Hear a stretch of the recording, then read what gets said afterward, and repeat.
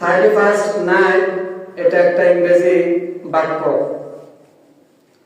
30 অর্থ হচ্ছে 30, আর ফার্স্ট মানে 1 নাইট মানে রাত, অর্থাৎ 31শে ডিসেম্বর রাত্র 12টার আগ পর্যন্ত এই সময়টুকু। 31st নাইট এটা কই থেকে আসলো, আমাদের পর্যন্ত যেটা আসলো, আজকে মুসলমানদের বাচ্চারাও এটা পালন করে। প্রাচীন রোমক যারা ছিল, এমন কোন বস্তু ছিল না যেটার পূজা তারা করত না, সব কিছুর পূজা তারা করত। মসজিদ থেকে বের হয়ে অ্যান্ড্রয়েড ফোন যাদের আছে সার্চ করবেন জানুস, JANUS, জানুস, এটা লিখে সার্চ করার পর দেখবেন 2 মাথা বিশিষ্ট একটা মূর্তি আসবে, যার এক হাতে লাঠি আর এক হাতে একটা ছাড়ি।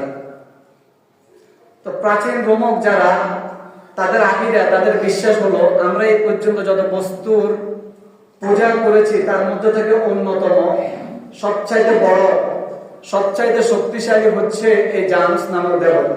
নাউজুবিল্লাহ।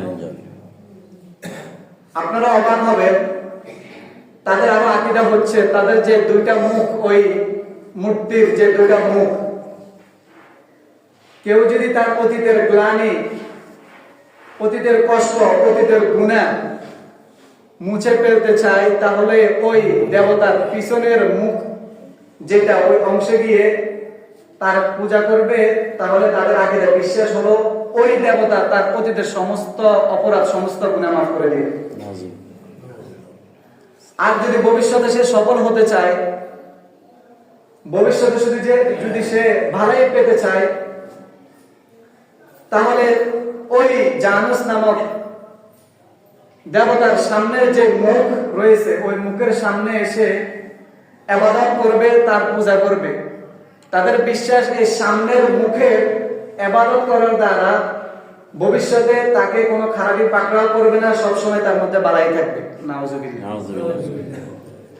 আচ্ছা, আমি আপনাদের কাছে জানতে চাই, মানুষের ভালো অবস্থা আসা, খারাপ অবস্থা আসা, মানুষের অসুখ হওয়া, মানুষের বিসুখ হওয়া, এটা একমাত্র কার হাতে? আল্লাহর হাতে। কোন দেবতার হাতে হতে পারে?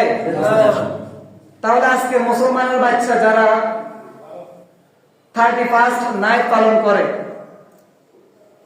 তারা কি হিসাবে এটা পালন করে?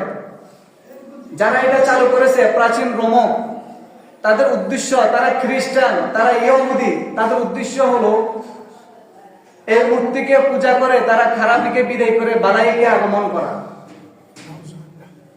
আর প্রকৃতপক্ষে কোন মুসলমান যে নিজেকে মুসলমান দাবি করে, সে এই দিবস পশ্চিম কালেও পালন করতে পারে না। কারণ একটা মুসলমানের বিশ্বাস, আকীদা, এটা থাকা চাই যে মুসলমানের বালাই খারাপি একমাত্র কার হাতে? আল্লাহর হাতে। কোন দেবতার হাতে থাকতে পারে না।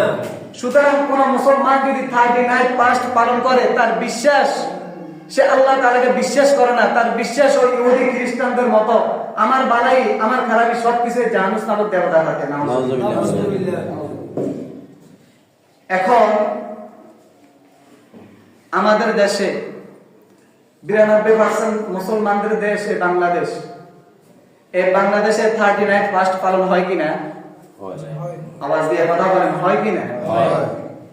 হতে পারে আমাদের গ্রাম অঞ্চলে তেমন একটা এটার আভাস নেই, কিন্তু যারা ঢাকা শহরে থাকে, ওই রাত্রে আপনি 1 মিনিটের জন্য ঘুমাবেন, ওই সময়টুকু আপনি পাবেন না।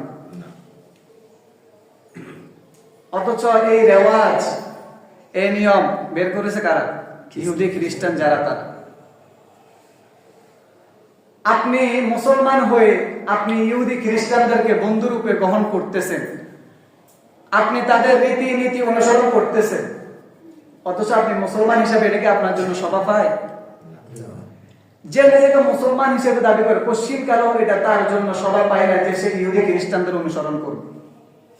স্বয়ং আল্লাহ সুবহানাহু ওয়া তাআলা কোরআনের মধ্যে বলে দিয়েছেন যে তোমরা ইহুদি খ্রিস্টানদেরকে তোমাদের বন্ধু রূপে, তোমাদের ওলি রূপে তোমরা তাদেরকে গ্রহণ করো। আল্লাহ সুবহানাহু ওয়া তাআলা বলেন, ইয়া আইয়ুহাল্লাযীনা আমানু লা তাত্তাখিযুল ইয়াহুদা ওয়ান নাসারা আউলিয়া মুমিনদেরকে উদ্দেশ্য করে বলতেছেন, হে মুমিন, লা তাত্তাখিদুল ইয়াহুদা ওয়ান নাসারা আউলিয়া, তোমরা ইহুদি নাসারাদেরকে তোমরা তোমাদের বন্ধু রূপে গ্রহণ করো না। বা'দুহুম আউলিয়া বা'দ, তারা একে অপরের বন্ধু করো। তারা মূর্তি পূজা যার করে তারা একে অপরের বন্ধু হবে, যারা মূর্তি পূজা করে না মুসলমান কখনো ইহুদি খ্রিস্টানদের বন্ধু হতে পারে না। বা'দুহুম আউলিয়া বা'দ, আল্লাহ সুবহানাহু ওয়া তাআলা বলতেছেন ইহুদি খ্রিস্টান একমাত্র ইহুদি খ্রিস্টানেরই বন্ধু হতে পারে, কোনো মুসলমানের বন্ধু হতে পারে না।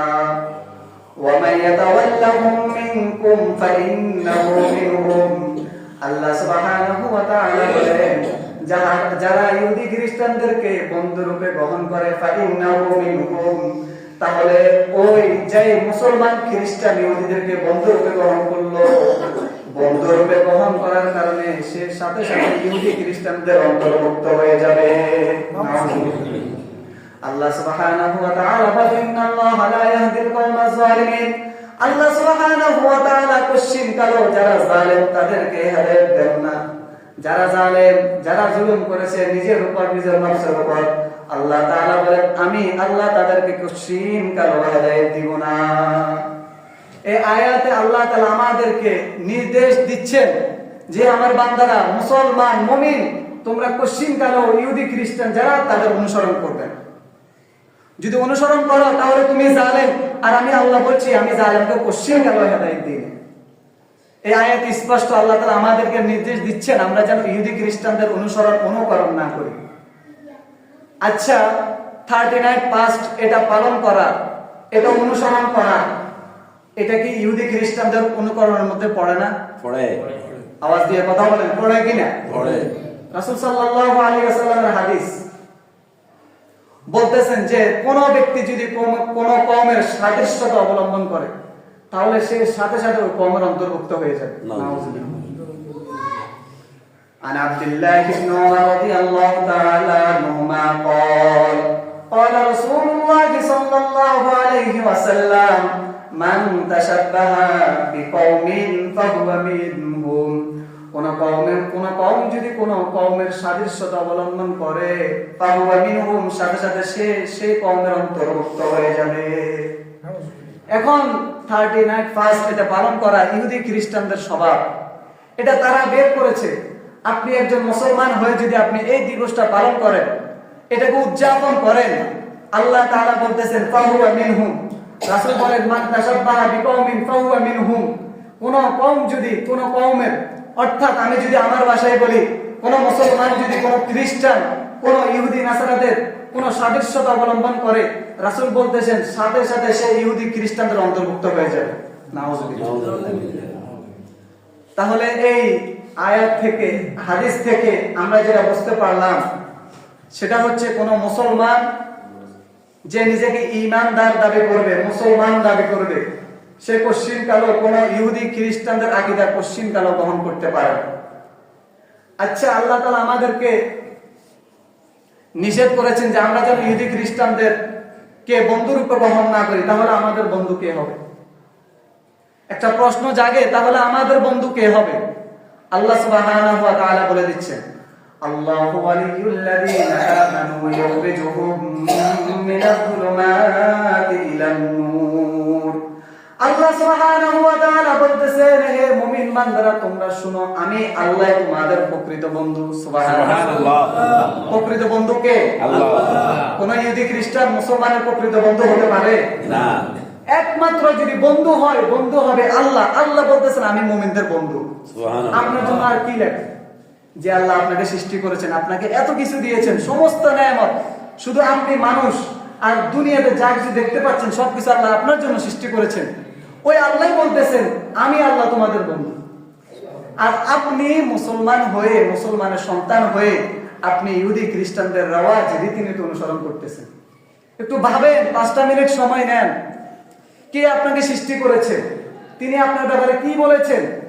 আর আপনি যখন কোনো নববর্ষ আসে, কোনো এমন একটা রাত আসে, আপনি মুসলমান হিসেবে আপনার আরবি মাস জানা আপনাকে ফরজে কিফায়া। আরবি মাসের আজকে কত তারিখ যদি জিজ্ঞাসা করি একজনও বলতে পারবেন না। ঠিক মতোই বলতে পারবেন যে 31 না কবে আসবে, অনেকেই অলরেডি হিসাব করে রাখছে যে ওই রাত্রে ব্যাডমিন্টন খেলা হবে, বিরিয়ানি থাকবে, গান বাজনা হবে, রাত্রে আমরা উদযাপন করবো রাতের 12টা থেকে রাতে যখন 12টা বাজবে 26 সাল যখন আগমন করবে জানুয়ারি মাস, তখন আমরা এটাকে উদযাপন করব। আপনি কেন উদযাপন করবেন? আপনি মুসলমান, আপনার তো উচিত একমাত্র আল্লাহ তাআলা আপনার জন্য যে রাতগুলা নির্দিষ্ট করেছেন সেগুলোকে আপনি উদযাপন করেন।